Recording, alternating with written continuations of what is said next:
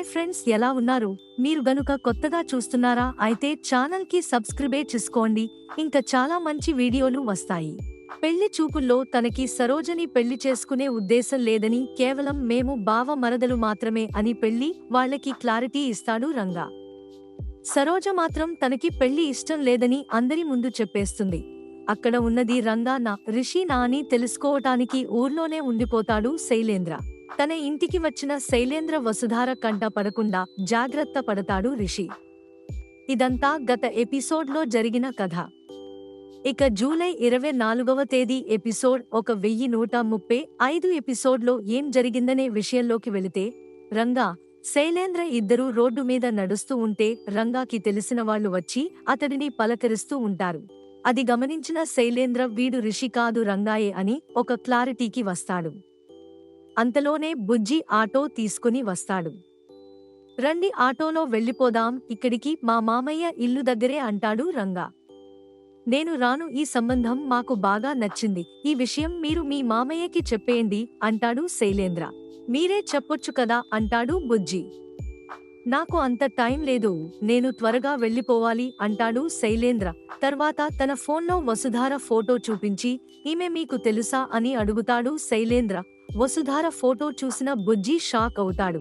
వసుధార గురించి మాట్లాడబోతే రంగా వారించి మాకు తెలియదు అని అబద్ధం చెప్తాడు.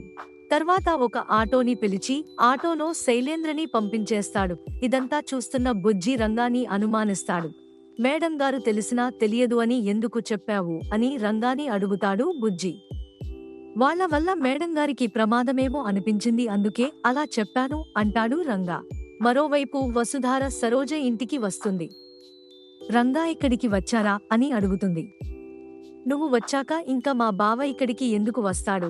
రిషి సార్ అనుకుని అతని వెంట తిరిగావు. మొత్తానికి ఏ నువ్వు అనుకున్నది సాధించావు. నీవల్లే మా బావ నన్ను దూరం పెడుతున్నాడు.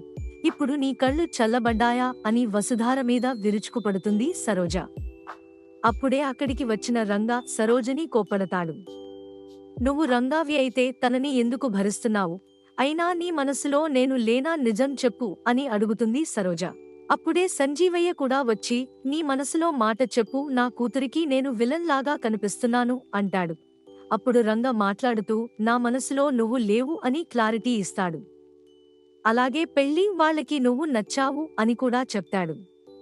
ఆ మాటలకి సంజీవయ్య ఆనందపడతాడు. కాని సరోజ మాత్రం నాకు ఈ పెళ్లి చేసుకోవటం ఇష్టం లేదు అంటుంది.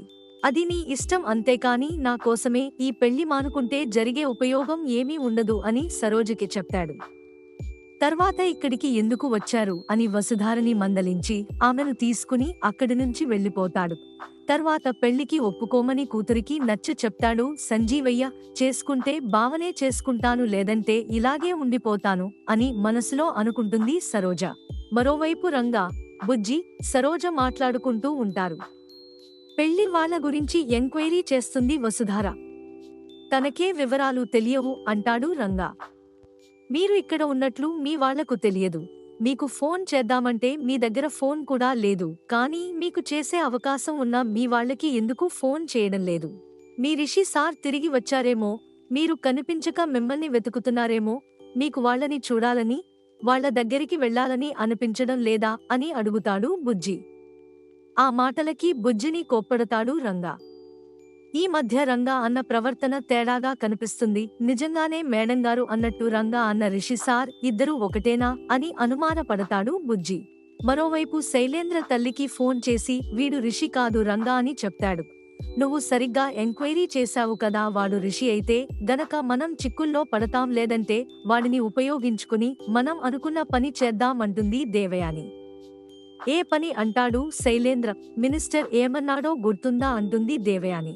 నువ్వు ఎండి కావాలంటే రిషిగాని వసుధారగాని వచ్చి అనౌన్స్ చేయాలి అన్న మినిస్టర్ మాటలు గుర్తుకు వస్తాయి శైలేంద్రకి. తల్లి మాటలకి అర్థం గ్రహించిన శైలేంద్ర నవ్వుకుంటాడు. తర్వాత ఏం జరిగిందో రేపటి ఎపిసోడ్లో చూద్దాం.